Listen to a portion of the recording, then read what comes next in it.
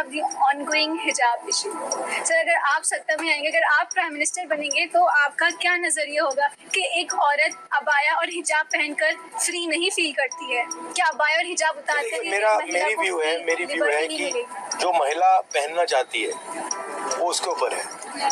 अगर वो अबाया पहनना चाहती है, कुछ और पहनना चाहती है, वो उसका बिजनेस है, उसका काम है, उसको अलाउ करना चाहिए।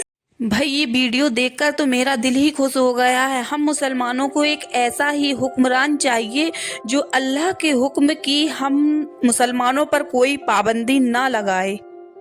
तो हेलो गाइस, अस्सलाम वालेकुम बरहमतुल्लाहि वबरकातुहू। उम्मीद करती हूँ कि आप सब खैरियत से होंगे और ईमान की दुरुस्त हालत में होंगे।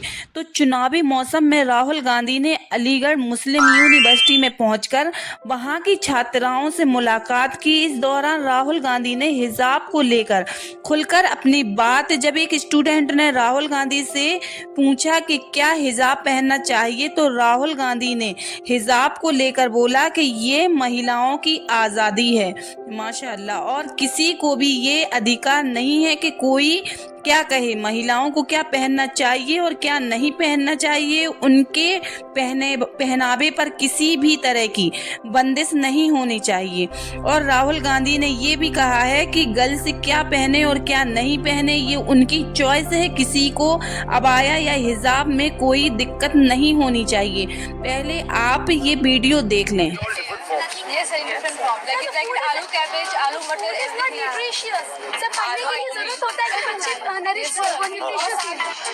बातचीत के दौरान महिलाओं के प्रतिनिधित्व के मसले पर भी सवाल किया गया, जिस पर राहुल कहते हैं, There's not enough representation of women in politics, but there's more than enough representation of women in Manrega, for example.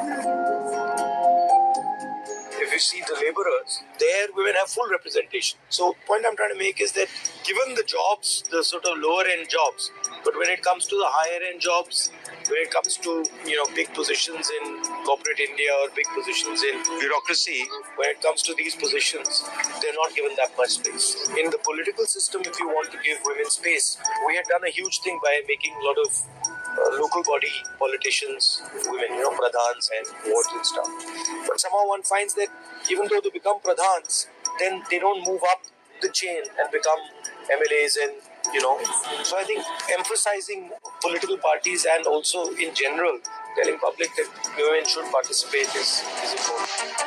इस दौरान कैंपस में हिजाब विवाद और असम में CAA और NRC जैसे गंभीर सवालों पर भी राहुल गांधी ने जवाब दिया। So you are well aware of the ongoing hijab issue. Sir, अगर आप सत्ता में आएंगे, अगर आप प्राइम मिनिस्टर बनेंगे, तो आपका क्या नजरिया होगा कि एक औरत अबाया और हिजाब पहनकर फ्री नहीं फील करती है? क्या अबाया और हिजाब उतारकर मेरी व्यू है कि जो महिला पहनना चाहती है वो उसके ऊपर है। अगर वो अबाया पहनना चाहती है, कुछ और पहनना चाहती है, वो उसका बिजनेस है, उसका काम है, उसको अलाउ करना चाहिए। मेरी तो ये राय है। What you wear is your responsibility and your decision. I don't think anybody else should be deciding it. I think what the BJP is doing with all this NRC and all is the same thing, which is weaponizing laws and to purposely incite people and to purposely discriminate against people. I'm against that. जब एक student ने कहा कि क्या आप प्रधानमंत्री बनने के बाद हिजाब पर क्या कहेंगे, तो उनका जवाब था कि अबाया और हिजाब की पूरी आज़ादी है। तो भाई साहब, मेरा तो दिल ही खुश हो गया सुनकर। बस हम मुसलमानों को एक ऐसा ही हुक्मरान चाहिए जो अल्लाह के हुक्म की हम पर कोई भी रोक ना लगाए, बिल्कुल नहीं लगाए।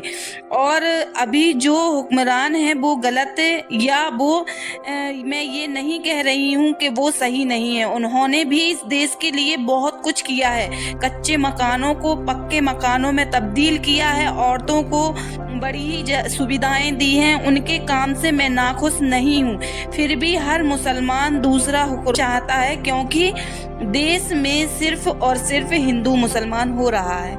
मुसलमान खुलकर अपनी जिंदगी नहीं जी पा रहे हैं, मस्जिदों को तोड़वाया जा रहा है और सरकार एक मजहब का साथ दे रही है और हुक्मरान कुछ नहीं कर रहे हैं।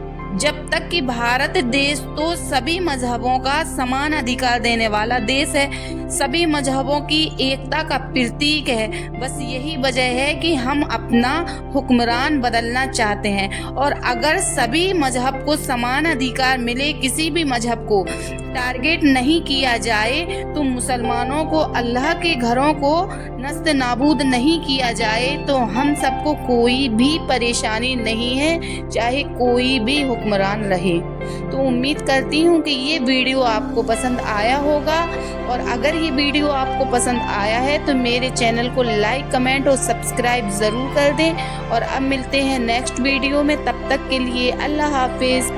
Yes, I different form. Like it's like aloo cabbage, aloo butter is not nutritious. सब खाने की जरूरत होता है कि बच्चे खाना nutritious।